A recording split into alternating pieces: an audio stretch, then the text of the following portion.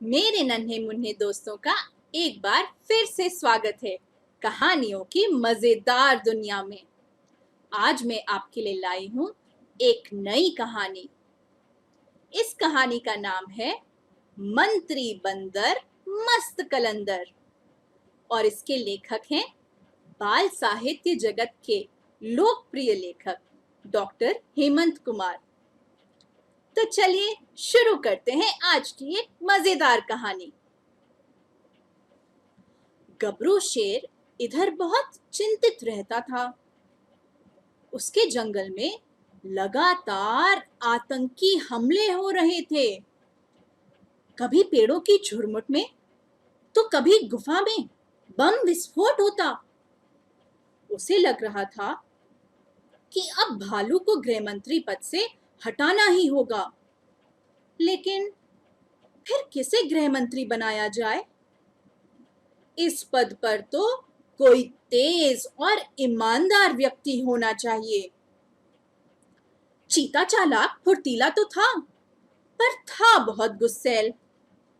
हाथी ठहरा आलसी, सियार तो पक्का चोर था। सवाल था, आखिर किसे दिया जाए ये पद? गबरू गुफा के सामने बैठा नाश्ते का इंतजार कर रहा था। अचानक उसे एक उपाय सूझा। उसने तुरंत खरगोश को भेज कुत्ते को बुलवाया और उससे बोला, जाओ जंगल में डुगडुगी पीट दो। अगले सोमवार को जंगल के सारे जानवर जंगल के बीच वाले बरगद के नीचे इकट्ठे हों। वहां एक नया खेल होगा। बरगद की सबसे ऊंची डाल पर एक घड़ा लटका रहेगा। जो भी जानवर बिना पेड़ पर चढ़े सबसे ऊंचा कूदकर घड़ा फोड़ेगा, वही मेरा नया गृह मंत्री बनेगा। बस फिर क्या था, अगले दिन से ही सारे जानवर जुट गए तैयारी में। कोई दूर तक दौड़कर कूद रहा था, तो कोई ऊंचे टीले पर चढ़कर कूदने का अभ्यास कर रहा था। जानवरों के साथ जंगली मुर्गे और तीतर भी अभ्यास में जुट गए। अब भला पानी वाले जीव कैसे पीछे रहते? मछलियां पानी से सिर निकाल निकाल कर उछलने लगी। कछुए चट्टानों पर से पानी में कूदने लगे। कुछ जानवरों ने तो अपना खाना भी बढ़ा दिया, जिससे उनमें ताकत आए और वे ऊंचा कूद सकें। पूरे जंगल में बस एक जानवर आराम से बैठा था। वो था बंदर। उसे जैसे कोई चिंता ही नहीं थी। वह पेड़ की ऊंची डाल पर बैठ जाता और दिन भर दूसरे जानवरों की उछल कूद को चुपचाप देखता।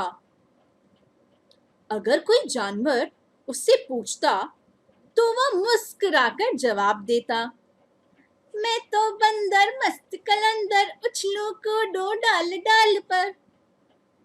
जानवर हैरान होकर उसे देखते, वह खी करके हंस देता। धीरे धीरे दिन बीतते गए। अंत में वह दिन भी आ गया जिसका सारे जानवरों को इंतजार था, यानी घड़ा फोड़ने का दिन। सवेरे से ही जंगल में तैयारियां हो रही थी। बीच जंगल में बरगद के पेड़ के नीचे सारे जानवर एक एक कर पहुंचने लगे। सब एक से एक कपड़े और जूते पहने थे। कुछ जानवरों ने तो टोपी और रंगीन चश्मा भी पहन रखा था। बंदर एकदम सादे कपड़े पहनकर आया था। बस उसने एक लंबा सा पतला बांस जरूर ले रखा था। चीते ने देखा तो बोला, बांस से घड़ा फोड़ोगे तो शेर तुम्हें कच्चा चबा जाएगा। बंदर धीरे से बोला, मैं तो बंदर मस्त कलंदर, उछलूं कूदूं डाल डाल पर, और हंस पड़ा दांत निकाल कर। कुछ देर बाद ही वहां गबरू शेर भी आ धमका। उसके आते ही सारे जानवर खड़े हो गए। शेर ने सबको बैठने का इशारा किया और खुद भी एक ऊंचे चबूतरे पर बैठ गया। गबरू के इशारा करते ही खेल शुरू हो गया। सबसे पहले चीता आगे आया। उसने बरगद की ऊंची डाल पर टंगे घड़े को देखा, फिर काफी दूर तक गया और दौड़कर उछला, पर भद से गिरा जमीन पर। कुछ जानवर हंसने लगे। गबरू ने उन्हें डांटकर चुप कराया। फिर आया सियार का नंबर। वह जोर से चिल्लाया और उछला घड़े की ओर, पर घड़े तक नहीं पहुंच सका। उसके गिरते ही सारे जानवरों के साथ गबरू भी हंस पड़ा। मुर्गा और तीतर तो सीधे पेड़ पर चढ़ गए। उन्होंने छलांग भी लगाई, पर घड़े तक पहुंचने के पहले ही नीचे गिर गए। मुर्गे की एक टांग टूट गई। तीतर के पंख गिर गए। फिर तो घड़े तक पहुंचने के चक्कर में कई जानवर गिरते गए।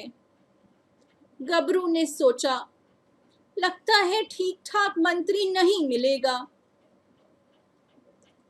उसी समय बंदर पतला बांस लेकर उठा। गबरू ने उसे रोकने की कोशिश की। बोला, बांस से घड़ा मत फोड़ना। बंदर मुस्कुराकर बोला, मैं तो बंदर मस्त कलंदर, उछलूं कूदूं डाल डाल पर। फिर उसने बांस का एक सिरा खुद पकड़ा, दूसरा सिरा जमीन पर टिकाकर उसे हल्का सा झटका दिया। अगले ही पल वो घड़े के पास था। उसने बांस छोड़ा, घड़ा फोड़ा और रस्सी पकड़कर लटक गया। इस पूरे काम में उसे कुछ ही सेकंड लगे। उसकी फुर्ती देख गबरू के साथ सारे जानवर हक्के बक्के रह गए। बंदर नीचे आया और हाथ जोड़कर गबरू के सामने खड़ा हो गया। गबरू बोला, शाबाश बंदर, शाबाश, तू तो बड़ा बुद्धिमान है, बहादुर और फुर्तीला भी। तू ही मेरा मंत्री बन जा। जो आपकी आज्ञा हो हुजूर, कहकर बंदर उसके सामने सिर झुकाकर खड़ा हो गया। गबरू अपनी जगह से उठा। उसने पास में रखी माला बंदर को पहना दी। सारे जानवर तालियां बजाने लगे। गबरू बंदर को गले लगाता हुआ बोला, ये था बंदर मस्त कलंदर, घूमा करता डाल डाल पर अब मेरे साथ रहेगा मेरा प्यारा मंत्री बनकर। तो ये थी आज की कहानी मेरे नन्हे मुन्ने दोस्तों। आशा करती हूँ आपको आज की कहानी में बहुत मजा आया होगा। बहुत ही जल्द फिर मिलूंगी एक नई कहानी लेकर। तब तक के लिए आप सब अपना ख्याल रखिएगा। और हाँ, मम्मी पापा को ज्यादा परेशान मत करिएगा। फिर मिलेंगे बहुत जल्द।